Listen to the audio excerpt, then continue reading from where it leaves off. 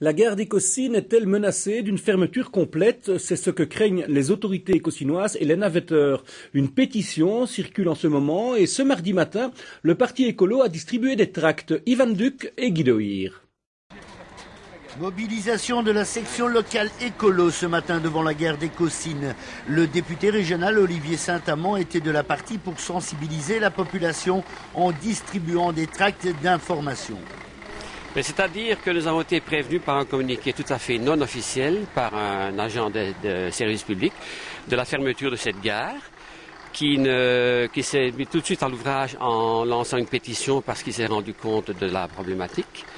En fin de compte, maintenant, nous avons rencontré le syndicat qui nous a donc signalé que la gare ne serait pas fermée complètement, mais qu'elle serait fermée le week-end.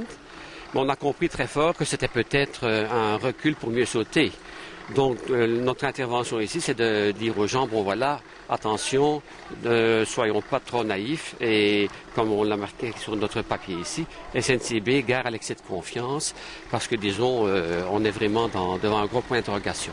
Mais la situation n'est pas aussi claire qu'il n'y paraît. Depuis quelques années, en effet, les guichets de la gare sont fermés en semaine l'après-midi. Il semble que la SNCB ne puisse justifier la présence de personnel dans un moment creux de l'activité guichetière.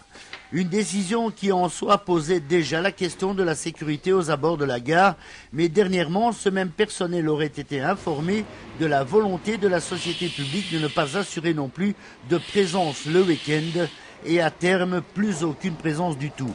Un plan prévoit en effet de doter de nombreuses gares de guichets automatiques, ce qui n'a pas manqué d'interpeller le député écolo. Le nombre de voyageurs de la SNCB augmente, le succès du rail est incontestable, on le voit dans les statistiques, et malgré ça, on observe des désinvestissements, on observe des services à la clientèle qui diminuent. Dans une gare comme Écossynes, dans une commune comme Écossynes où la population augmente, où le nombre de voyageurs est en croissance, on réduirait le service et la qualité de l'accueil du public. C'est incroyable. Le parti écolo va d'ailleurs interpeller la ministre Inge Vervoort à ce sujet et il semble que d'autres formations fassent de même. De leur côté, les autorités communales sont également mobilisées. L'échevin Sébastien Deschamps est lui-même intervenu personnellement auprès du fonctionnaire compétent. Je crois qu'à terme, si ça continue, on risque de fermer la gare d'Écossynes de manière définitive. On a un petit peu l'impression qu'on procède comme au niveau de la direction de Carrefour. On va essayer de nous faire passer la pilule en plusieurs étapes. On ferme d'abord la gare l'après-midi. Ensuite, on va la fermer le week-end. Ensuite, on va la fermer le matin. Et puis, si ça continue, bientôt, il n'y aura plus d'arrêt à la gare d'Écossynes. Alors, je crois qu'il est grand temps de réagir et montrer que nous souhaitons le maintien de la gare d'Écossynes de manière permanente, si possible.